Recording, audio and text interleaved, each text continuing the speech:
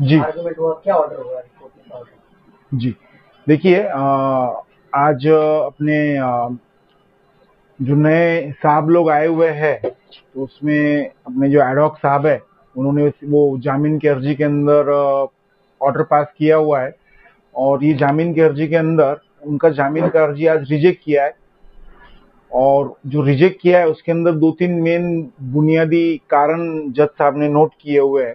तो उसमें एक ऐसा है कि जो डिले इन एफआईआर है, तो ये जो पीड़िता जो लेडी है, लड़की, तो उसने एफआईआर के अंदर ही सारा एक्सप्लेनेशन दिया हुआ है, ऐसा उसमें क्लियर कट बोला हुआ है ऑर्डर के अंदर। फिर दूसरा, उसको जो हमल है, तो वो ताल्लुक से साहब ने कुछ ऑब्जर्वेशंस उनके ऑर्डर में किए हुए हैं। और अभी इन्वेस्टिगेशन प्रोग्रेस में है। और ये सारी बातों का जिक्र करते हुए आरोपी का स्टेटस और बाकी सारी बातें डिस्कस करते हुए अपने ऑनरेबल जज साहब ने उनका बेल एप्लीकेशन रिजेक्ट किया हुआ है। सेशन जज ने ये बिल रिजेक्ट किया है, तो जी, आगे क्या प्रोसेस करेंगे? अभी आगे प्रोसेस का तो ऐसा है, जो अपने जो ये अक्यूज है, एक तो उनको ये ऑर्डर के खिलाफ में हाई कोर्ट में जाना पड़ सकता है। अगर उनको जाना होगा तो वो हाई कोर्ट जा सकते हैं, या फिर जब तक चार्जशीट ये नहीं होता है, आता नहीं है, तब तक वो दूसरा जामीन का अर्जी रख नहीं सकते सेम ग्राउंड के ऊपर। सेशन में नहीं रख सकते, हाई कोर्ट में रख सकते हैं। जी, हाई कोर्ट में बिल्कुल चैलेंज कर सकते हैं ये ऑर्डर को। तो क्या उसमें मतलब हाई कोर्ट में उनको चांसेस है केस पर केस में? जी देखिए, वो तो अभी से पहले नहीं, देखिए ये अपन कुछ तय करने वाले नहीं है, लेकिन वो कैसा रहता है, अभी इन्वेस्टिगेशन इन प्रोग्रेस है। फिर उसके बाद में वो हाई कोर्ट कौन सा कैसे क्या करता है, डिसाइड करता है, और क्या उसमें फाइंडिंग वो नोट डाउन करते हैं, अपन वो बात अभी अपन सोच नहीं सकते वो। तो लेकिन अभी फिलहाल में तो ऐसा है कि अभी जब तक चार्जशीट नहीं आएगा तब तक उनको सेकेंड बेल एप्लीकेशन को ये सेम ग्राउंड्स के ऊपर रखना उनको पॉसिबल नहीं है। नाम क्या है जिनका बिल रिजेक्ट किया है? उनका एक सेकेंड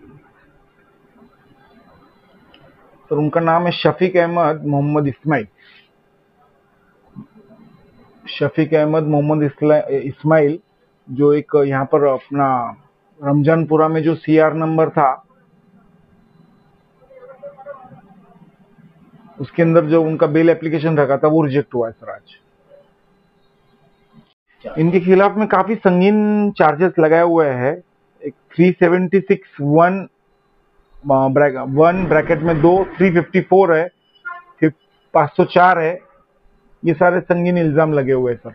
और 64(2), अभी जो नए बीएनएस है उसके अंदर 64(2)M है, 74 है, और 351(2) ऑफ बीएनएस है। यानी जो अभी आपको 376 बोला ना, 376(1)(2), तो ये आईपीसी के थे। अभी जो नए सेक्शन है उसके मुतालिक 64(2)M।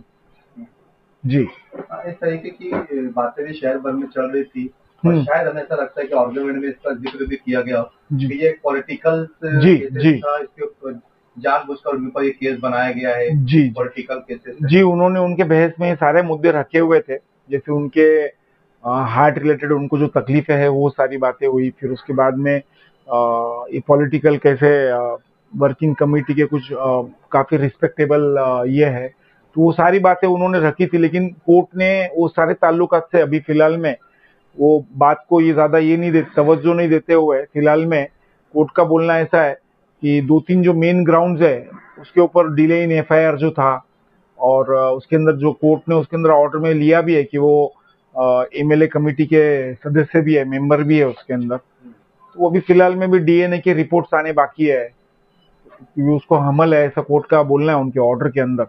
तो ये सब बहुत सी बातें है उसके अंदर, तो अभी इन्वेस्टिगेशन इन प्रोग्रेस है, तो वो सारी फिलहाल में बातें कोर्ट ने अभी बोला हुआ है, और ये सब बातें डिस्कस की हुई उन्होंने ऑर्डर में, और फिर रिजेक्ट किया हुआ है बेल एप्लीकेशन।